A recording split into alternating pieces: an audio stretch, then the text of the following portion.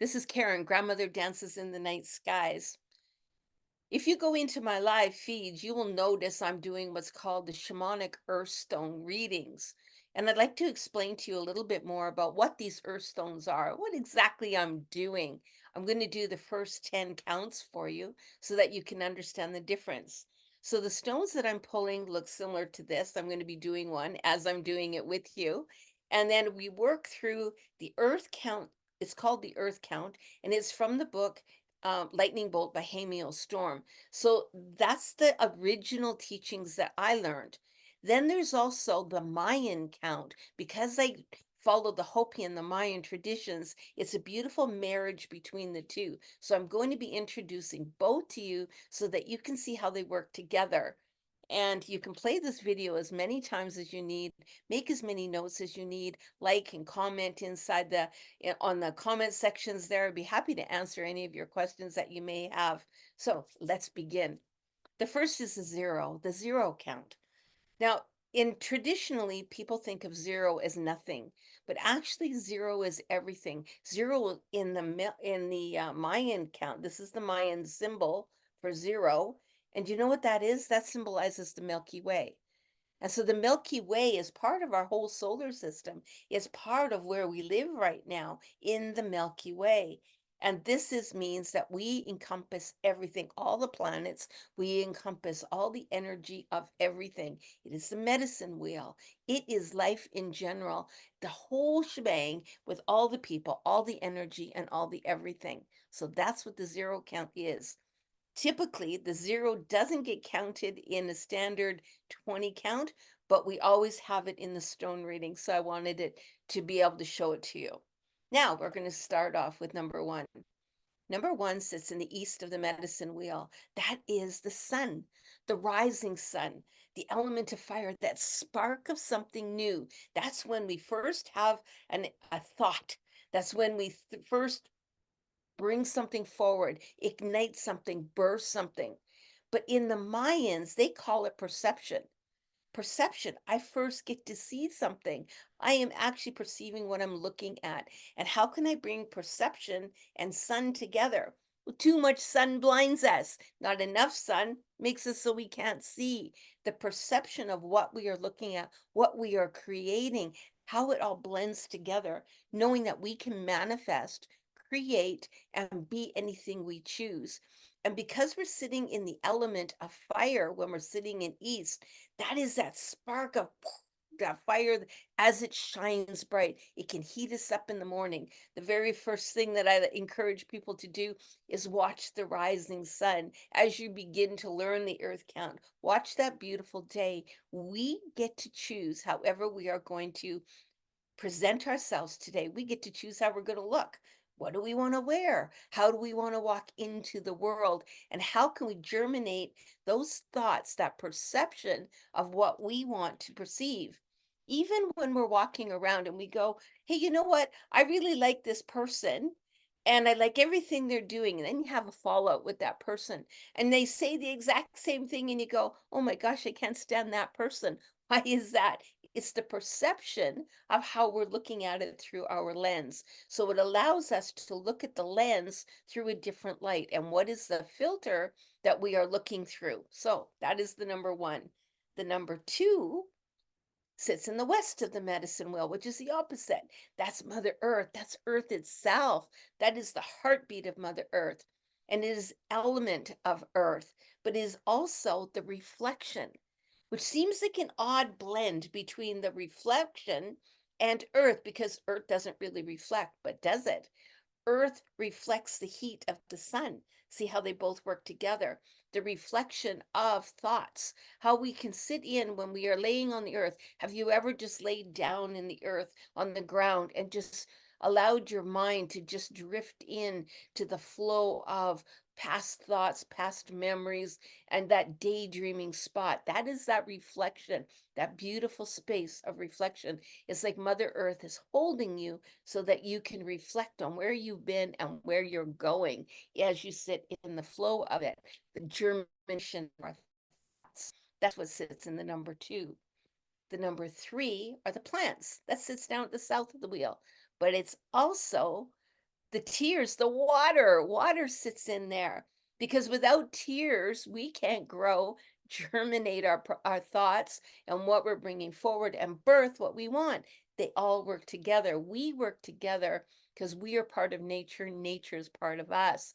So sitting in the number 3 spot, which is the south of the wheel, which is our emotions, it's also the element of water. And it's also on projection, how we send out to other people. So remember, every person is a projection of another person. So when someone gets you and they just kind of trigger you a little bit, remember they are projecting or mirroring back to you what it is that you are trying to work through. That is that projection. And that's why the plants are so important within that beautiful energy. You ever see water as it's shimmering on the top when the sun's hitting it, and you see those little shimmers and those little ripples around there? That is the projection of what we are seeing. So we can project, it can look like glass, and it can also look like the sun and the sky above us, that beautiful perception of the water. And that's how they blend together. Now we're going to call in the number 4.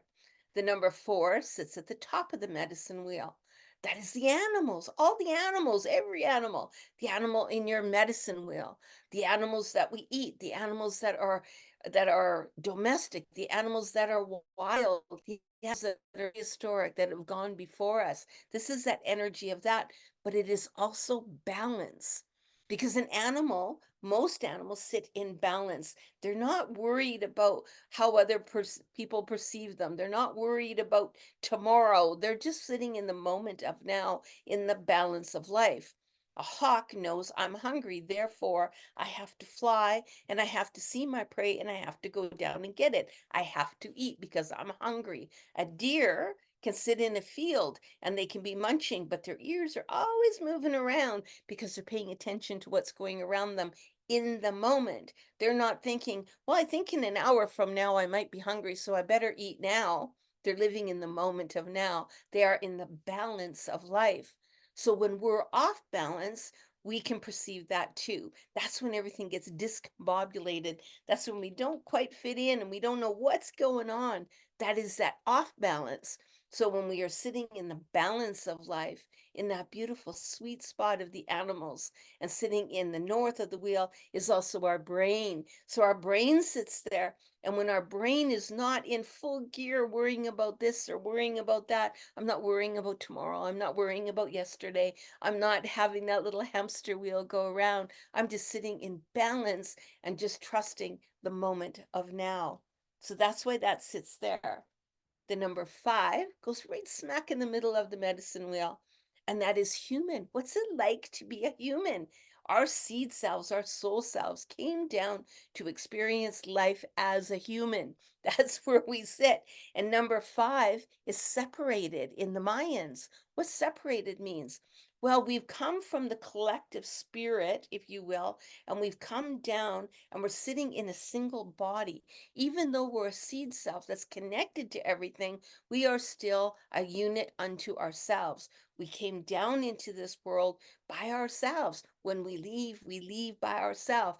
We are a single unit, but we go back to that beautiful collective. We came from that beautiful collective, and we always have our spirit ancestors around us, but we still are a single unit. So we are feeling a little bit separated. When we get overwhelmed and we're sitting in the 5, it means that we're just sitting in that drastic loneliness. Oh my gosh, I don't fit in anywhere. I'm not connected to anything. I can sit and look in a world of people and feel that I'm all by myself. That's just because we're off balance. That's sitting in that beautiful number 4 spot. And we're also feeling that total separation. So we just have to understand where we sit when we're sitting in those beautiful energies. And now I'm going to go up to number 6. So number 6 is the stars. I'm sorry, no, yes, it isn't. It's spirit. Number 6 is spirit, and that sits down in the southeast. So the southeast of the medicine wheel is spirit and the ancestors that hold us, that walk with us every day. And number 6, if you take a look at the Mayans, the Mayans are history. History sits there, which makes sense because that is our past life. That is all our ancestors from all lifetimes and all lineages. It's the history of who we are. It's the history of our DNA, the DNA strands and memories that we bring in from other existence help us form who we are and how we are going to experience being a human this time round. So can you see how they're working together? Now, number seven goes down to the southwest of the wheel, and that is the sacred dreams of life. That's that inner child. What brings you joy? What brings you happiness? Why did you come here? You didn't come here to be miserable. You came here to be happy. And what brings you happiness? Number seven is lucid dreaming for the Mayans. And lucid dreaming, oh man, we I could teach for a year on just lucid dreaming. Lucid dreaming allows us to leave our bodies to go into other dimensions. It allows us to repair our bodies and our minds when we're in dream time. It allows us the magic and lets us know that magic can happen, that we can create magic, that we ourselves are magic. That is that beautiful number seven. It's probably my favorite count is the number seven.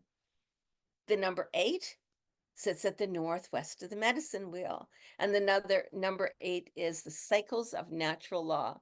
Spring, summer, fall, getting young to old, all the cycles that we go through, sometimes feast and famine. We can go through the cycles of joy and sorrow, all these cycles, life and death. And the number seven or I'm sorry, number eight in the Mayans is relationships. Relationships. Well, that too takes on a cycle itself because not all relationships are meant to be forever. And at one point, it doesn't matter the most bonding relationship you have, one person has to leave that relationship first, even when they return back to their spirit self. So one person will have to really to leave that relationship. And relationships have so many different layers. There's family relationships, family dynamics, the relationships within child and adult, the relationships within work, within play, with all the people that we interact with on a daily basis, and some that we only touch bases with once in a while. Each relationship has its own cycle of natural law. Can you see where the two meet together? And now we're going to go to number nine. Number nine sits in the north east of the medicine wheel, and that is moon movement and energy. For the cycles of the moon also sit within us. This are blood cycles that move us. We are always changing, always moving. The tides in our body, the how our blood circulates and how our oxygen circulates, how they work together, just like the tides of the ocean, how it all works together. And this is where choices come in. Choices. We get to choose. So as that moon energy is moving around, our choices get to move around too. But because you made one choice, doesn't mean you're locked in that choice. It means you get to choose something different. You get to choose to change. You get to choose if you want to change or if you don't want to change. And you get to choose what you are going to take in and what you are going to give out. It is also that tide that moves around. It is the choices that we make that help make us. And last but not least, back into the center of the wheel is pure intellect and measure. For how we perceive ourselves is what's important. We can never, never project how someone else will see us. Someone will see whatever they want to see through their lens. So when we sit inside and we look into that separated, the number five, and we pull inside that separated self, and then we pull into the humanness of who we are, if we sit in that energy so strong, it doesn't matter what other people's opinion is of us. We know what's right for us because only we can perceive what's right. And at the end of the day, you got to like that person looking in the mirror. Someone else will always find something that doesn't quite fit right for them. But we're not living our life for someone else. We're living our lives for ourselves, for our own experiences, our own lessons. And how is it that we perceive and can we walk together in relationships to get that human experience and then allow those relationships to leave when they have cycled out, and allow new relationships to come in. And if you actually look at all the top 10, and I'm just going to quickly run through them, we have perception, we have reflection, we have projection and balance, we have separation, we have history, we have the lucid dreams, the relationships, the choices, and then we have the expanded awareness, which is what this is. For us as a human, we have that expanded awareness of everything, of how all of it plays together in our creation of humanity, our creation of self, of how we move forward in life. Because we don't have to live up to someone else's expectations. No judgment, but we can't judge others either. So that is the first 10 of the Earth Count. I hope that helps a little bit. This is Karen, Grandmother Dances in the Night Skies, and I hope you have a great day. Aho.